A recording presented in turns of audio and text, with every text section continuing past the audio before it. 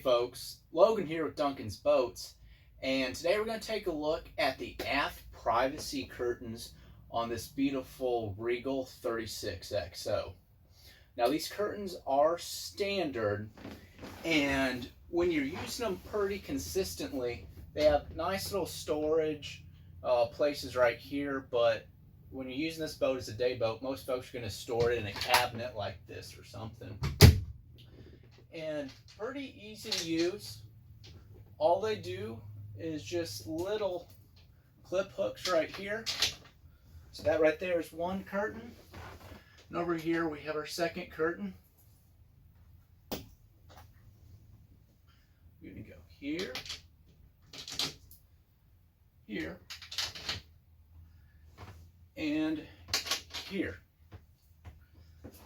Now both of those up. We can go ahead and close this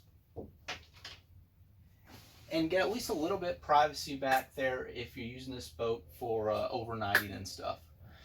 Thanks for watching this quick video on these aft privacy curtains on the Regal 36XO.